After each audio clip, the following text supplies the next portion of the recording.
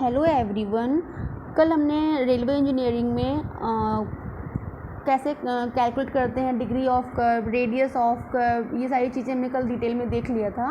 और आज हम शुरू करेंगे, कुछ डेफिनेशंस हैं, पहले उनको रीड करेंगे, फिर उसके बाद हम देखेंगे क्या होता है कोनिंग ऑफ व्हील्स। ठीक है, तो let's continue.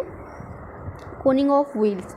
Wheels of the train are made at slope of 1/20 and thus is known as coning of wheels.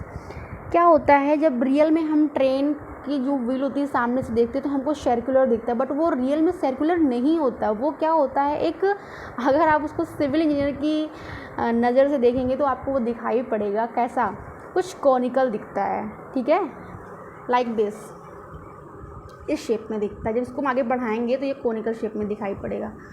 ठीक है, तो क्या होता है, वो हमारा सर्कुलर ना होकर कॉनिकल होता है, तो इसी को हम बोलते हैं कोनिंग ऑफ व्हील। इसको भी हम डिटेल में देखते हैं आगे। ये तो डेफिनेशन था हमारा। डिरेलमेंट को रोकने के लिए हम कोनिंग ऑफ व्हील का यूज़ करते हैं। ये हो गया कंप्लीट, समझ में आ गया होगा अच्छे से। फिर आता है adzing of sleeper. Adzing of sleeper क्या होता है हमारा, कि पहले पढ़ते हुए बताती हूँ मैं। For effective use of coning of wheels the rails are also laid at the slope of 1/20 on the sleepers. मतलब जो कोनिंग ऑफ व्हील्स होती है वो इफेक्टिवली यूज़ कर ले स्लीपर्स को, इसलिए हम स्लीपर पे एक स्लोप प्रोवाइड कर देते हैं। इसको बोलते हैं एजिंग ऑफ स्लीपर्स।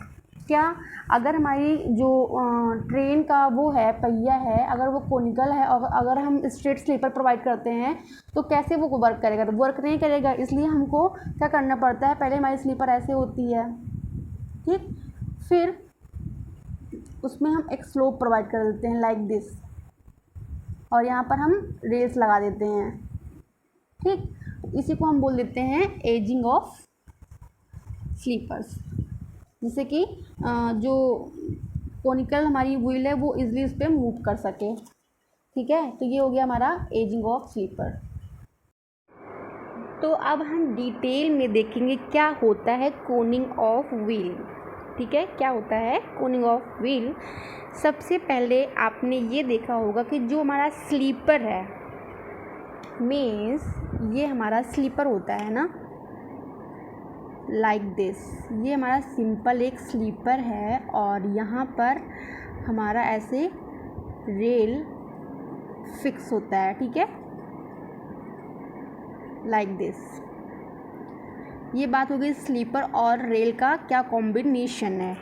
तो अब इसमें क्या मैंने बताया कि स्लीपर के ऊपर भी हम एक स्लोप दे देते हैं लाइक दिस। ये हमारा स्लीपर था, मैंने इसको कुछ ऐसे यहाँ से ऐसे स्लोप प्रोवाइड कर दिया, सॉरी ऐसे स्लोप यहाँ पे दे दिया। ठीक है, तो इसको क्या बोलते हैं हम, एजिंग ऑफ स्लीपर। और कितना होता है 1:20। ये चीज़ आपको क्लियर हो गई होगी। दूसरी अब हम बात क्या करेंगे कि नेक्स्ट अब हम ले लेंगे कोनिंग ऑफ व्हील की बात करते हैं, तो उसमें भी हम जो स्लोप प्रोवाइड करते हैं वो कितना होता है 1/20 का। अगर अभी हमारी जो स्लीपर है यहाँ पर हम अगर यहाँ पे ऐसे, जिसको तो हम रेल को टिल्ट करके तो रखेंगे नहीं, तो जब हम रेल को यहाँ फिक्स करेंगे तो वो मतलब कि सेल्फ ही टिल्ट हो जाएगी लाइक दिस।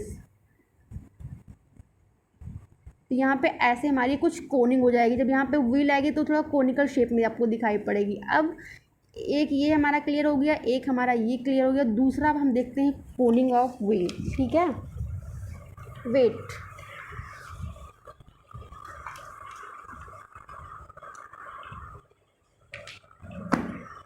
ओके। अब इसके ऊपर क्या है, ये हमारा रेल था, एक व्हील आ गई। ठीक है, व्हील का जो स्लोप है उसको हमने मतलब कोनिंग कर रखा है, इस तरीके से दिख रहा है ऐसे। फिर क्या होता है, जब आप व्हील को देखते हैं सामने से तो आपको थोड़ा सा वो दिखता है क्या कि ये हमारा सर्कुलर है, बट वो सर्कुलर नहीं होता है। ठीक है, वो कुछ कॉनिकल शेप का होता है लाइक दिस, बट लगता है कि हाँ सर्कुलर है। या मैं इन लाइंस को अगर आपस में ऐसे आगे बढ़ाऊंगी ऐसे करके, तो ये एक कॉनिकल शेप बन जाएगा। इसी को हम बोल देते हैं कि कोनिंग ऑफ व्हील। तो क्यों करते हैं ये कोनिंग हम, क्या होता है ये कोनिंग ऑफ व्हील, इसी को हम डिटेल में देखने चल रहे हैं। अब मान लीजिए कि ये हमारा जो व्हील है इसका जो डायमीटर यहाँ पर है डी है, ठीक है। तो ये कितनी डिस्टेंस ट्रैवल कर रहा है, पाई डी, ये मैक्सिमम हो गया यहाँ पे, ठीक है, इतना यूज़ कर रहा है। इधर देखिए ये मिनिमम यूज़ कर रहा है, ये डी मिनिमम हो जाएगा। तो इसका कॉन्सेप्ट क्या है मैं आपको बताना चाहूँगी। जैसे कि हमारी ट्रेन जो है ये जा रही है ऐसे स्ट्रेट, और अचानक से यहाँ पे एक कर्व आ गया लाइक दिस, तो यहाँ पर क्या होगा कि अगर कर्व आ गया तो ट्रेन जिस डायरेक्शन में जा रही है उसकी टेंडेंसी उधर ही जाने की होगी, ना कि इस कर्व पर। अगर ये कर्व पर टर्न कर रही है तो यहाँ पर क्या होगा, एक फोर्स आता है जिसे हम क्या बोलते हैं, आप सभी को पता होगा, उसको हम बोलते हैं सेंट्रीफ्यूगल फोर्स, ठीक है। तो क्या होता है कि वो जो सेंट्रीफ्यूगल फोर्स होता है वो आउटवर्ड लगता है, ये आपने पढ़ा भी होगा, कई बार हाईवे में पढ़ा होगा, ठीक है। तो यहाँ पे हो जाएगा CF is equal to mv² upon का r, और कब लग रहा है, ये आउटवर्ड डायरेक्शन में लग रहा है। तीसरी चीज़ क्लियर हो गई। तो हम हाईवे में सुपर एलिवेशन लेते थे इसको काउंटरैक्ट करने के लिए, बट यहाँ अभी तक कोई सुपर एलिवेशन के बारे में बात नहीं हुई है। तो क्या प्रोसेस होगा आगे उसको मैं बताती हूँ आपको। मैंने बताया दोनों व्हील्स हैं, ठीक है। तो अगर ये कर्व यहाँ पे आया ऐसे, मान लीजिए ये स्ट्रेट जा रही थी हमारी ट्रेन और ऐसे कर्व आया, तो जो ये हमारा व्हील है यहाँ शिफ्ट हो जाएगा, ठीक है, और ये वाला व्हील यहाँ पे शिफ्ट हो जाएगा। तो मैं इसका एक डायग्राम आपको बना के दिखाती हूँ। जैसे कि जो ये वाली व्हील थी हमारी, ये ऐसे आके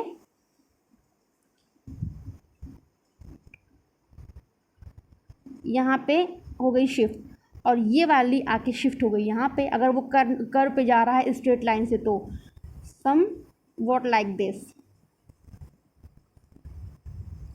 ऐसे करके। तो ये हमारी क्या बन गई, एक सिंगल असेंबली बन गई, या फिर हम बोलते हैं इसको एक सिंगल यूनिट पूरा बन गया, ठीक है। अब आप देखिए यहाँ पर क्या होगा, जो ये हमारी रेल यहाँ पर थी ऐसे कर रही थी, अब यहाँ पे ये कुछ इस तरीके से हो जाएगी,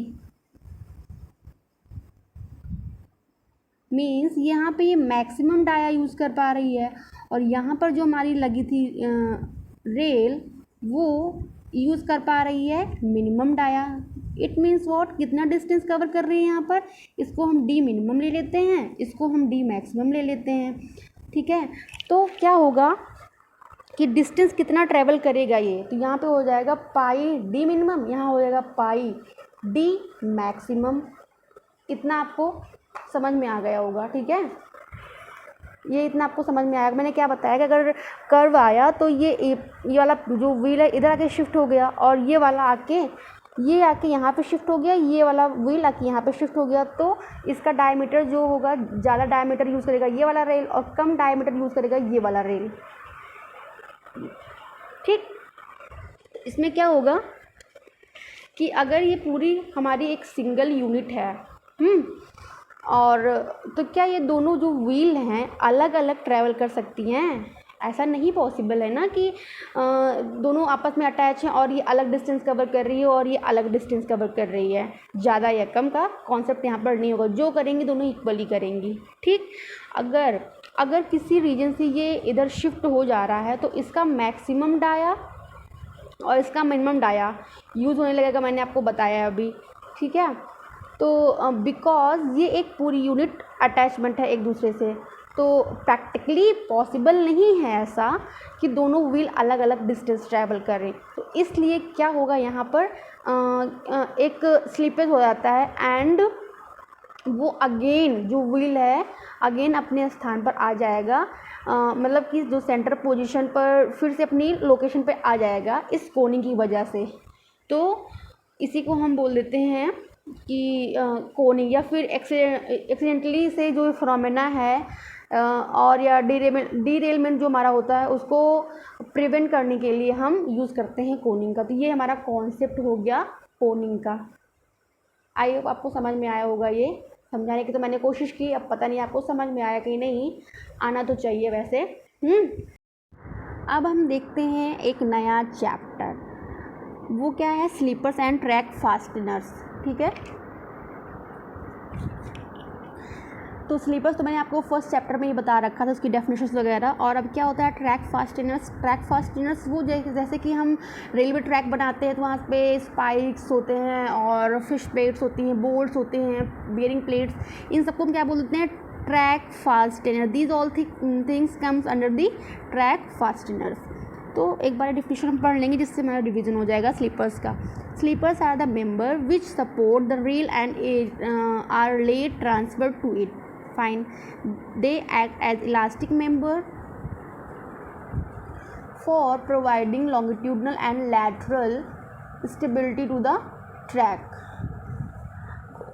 ये हमारा हो गया स्लीपर की डेफिनेशन। फिर उसके बाद क्या आता है हमारा classification of sleepers. Wooden sleepers, metal sleepers, concrete sleepers, ये इसके मेन क्लासिफिकेशन है। फिर उनके भी सब पार्ट्स हैं और उसके बाद कुछ में उसके भी सब पार्ट्स हैं। तो देखते हैं वुडन स्लीपर्स क्या हो गया, इसको भी अभी आपको आगे बताती हूँ, एक दो पॉइंट्स इसके हैं। फिर मेटल स्लीपर्स क्या है, इसके भी सब पार्ट्स हैं। इसमें क्या आता है, कास्ट आयरन और स्टील स्लीपर्स। नेक्स्ट क्या है ये कंक्रीट स्लीपर्स। कंक्रीट स्लीपर्स के भी दो पार्ट्स हैं, रेनफोर्स कंक्रीट और प्री स्ट्रेस कंक्रीट। तो रेनफोर्स क्या होता है, प्री स्ट्रेस क्या होता है, ये आप अच्छे से आरसीसी में पढ़ रखे होंगे। यहाँ पे हमें लगता है शायद बताने की कोई ज़रूरत नहीं है। तो अब क्या है मेटल स्लीपर्स, इसमें क्या है, एक कास्ट आयरन, दूसरा हमारा स्टील स्लीपर्स है। कास्ट आयरन को फिर से डिवाइड किया गया है, तो इसके चार पार्ट हैं, पॉट और bowl, plate, box and CST9। इसका यूज़ बहुत ज़्यादा होता है CST9 का, ठीक है। ये पूछा जाएगा, आपको दे दी जाएगा, बोलेगा कि किसके अंडर आता है, कास्ट आयरन के अंदर आता है कि स्टील स्लीपर्स के अंदर आता है। तो अगर आप इसको अच्छे से पढ़े रहेंगे तो ईजिली क्वेश्चन सॉल्व कर सकते हैं, इसमें कोई प्रॉब्लम नहीं होगी आपको आंसर टिक करने में। फिर मैंने आपको बताया वुडन स्लीपर, इसके एक दो पॉइंट्स हैं जो उसको हम रीड कर लेते हैं। Wooden sleepers are best sleeper but they have maximum life of 12 to 15 years. Wooden sleeper क्या होता है, बहुत इफेक्टिव होता है, ठीक है, बट इसमें क्या होता है जो इसका मतलब कि लाइफ टाइम होता है बहुत ही कम होता है, 12 to 15 years only, so it's not much use. एक होता है CI मतलब cast iron sleepers are use more than steel sleepers as they are less prone to corrosion. ये स्टील स्लीपर के कंपैरिजन में बहुत अधिक यूज होता है, कौन सा, कास्ट आयरन स्लीपर, क्योंकि इसमें लेस प्रोन टू कोरोजन होता है, इसमें कोरोजन के चांसेस बहुत कम होते हैं। फिर नेक्स्ट में आता है कि cast iron sleepers can be used with every type of ballast but are not suitable for tracking circuiting. ये भी समझ में आ गया होगा कि मतलब कैसा भी बलास्ट हो ये सब में एडजस्ट हो जाता है ईजिली, ठीक है। नेक्स्ट क्या एक हमारा आता है, इसके बाद पॉइंट्स बहुत सारे हैं, तो नेक्स्ट पॉइंट हम देखते हैं क्या होता है। एक इम्पॉर्टेंट जो हमारा है कंपोजिट स्लीपर इंडेक्स, CSI बोल देते हैं इसको हम। इसका फॉर्मूला क्या होता है, S+10H डिवाइड बाई 20। इसका यूज़ क्या करते हैं, use to measure the mechanical strength of the timber. Timber की मैकेनिकल स्ट्रेंथ को फाइंड आउट करने के लिए हम CSI का यूज़ करते हैं। और CSI का फॉर्मूला क्या होता है, S+10H डिवाइड बाई 20। यहाँ पर S क्या होता है कि स्ट्रेंथ इंडेक्स होती है और H क्या होता है, hardness index. Both index are measured at 12% of moisture content. ये फॉर्मूला कई बार पूछा गया है प्रीवियस ईयर में, तो इसको आप याद रखिएगा। उसके बाद हम बात करते हैं क्या होता है ट्रैक फास्टनर्स, ठीक है। इसको मैंने आपको स्टार्टिंग में बता रखा है क्या होता है ट्रैक फास्टनर्स। अब हम देख लेते हैं एक एक करके। फिश प्लेट्स का क्या होता है कि use to join two rail joints. दो रेल को आपस में जोड़ने के लिए हम फिश प्लेट्स का यूज़ करते हैं और ये इनके जो नंबर्स होते हैं 4 नंबर्स में होते हैं फिश प्लेट्स। स्पाइकर क्या होते हैं कि holds rail on wooden sleeper. Wooden sleeper पर रेल को जकड़ कर रखने के लिए, मतलब उसको पकड़े रहे, तो हम वहाँ पर स्पाइकर का यूज़ करते हैं। फिर आता है बोल्ट्स क्या होते हैं कि used where sleeper rest on steel girder. जब स्टील गर्डर पर रेल को हम फिक्स करते हैं तो वहाँ पर यूज़ क्या होता है हमारा, स्टील गर्डर पर जब हम स्लीपर को रखते हैं तो उसको किससे अटैच करते हैं, फिर किससे उसको फिक्स करते हैं, बोल्ट के थ्रू, ओके। नेक्स्ट क्या है चेयर क्या होता है कि support bull headed rails on sleepers. Bull headed rails को स्लीपर पर अटैच करने के लिए हम चेयर्स का यूज़ करते हैं। आप देखे होंगे, अगर आप गए होंगे गए क्या सभी गए होते हैं रेलवे ट्रैक पर, अगर ध्यान दिया हो तो। नेक्स्ट क्या है कीज़ क्या होती है, fix rails to chair on metal sleepers. And bearing plates क्या होती हैं कि बियरिंग प्लेट्स क्या होता है कि जो फ्लैट फुटेड रेल होती है हमारी, उसके नीचे इसको हम प्रोवाइड करते हैं जिससे कि ये लोड को डिस्ट्रीब्यूट कर सके कहाँ पर, वुडन स्लीपर पर। ये वर्क होता है हमारी बियरिंग का, ठीक है। फिर स्लीपर डेंसिटी मैंने आपको बता रखा है पहले से। फिर उसके बाद क्या होता है कि स्क्वायरिंग ऑफ स्लीपर्स क्या होता है कि adjusting ballast under the sleepers to space them parallel to each other. इसका क्या मतलब हुआ कि जो बलास्ट होता है उसको स्लीपर के अंदर के मतलब हम जिस प्रकार से जो एडजस्टमेंट करते हैं उस एडजस्टमेंट को हम बोल देते हैं स्क्वायरिंग ऑफ स्लीपर्स। तो ये हमारा आज का सेशन कंप्लीट हुआ और नेक्स्ट वीडियो हम कल स्टार्ट करेंगे जिसमें हम देखेंगे designing of railway, geometric design of track. Okay, और अगर आपको वीडियो अच्छे से समझ में आया हो, चीज़ें आपको क्लियर हो गई हो, तो please share more and please support to me.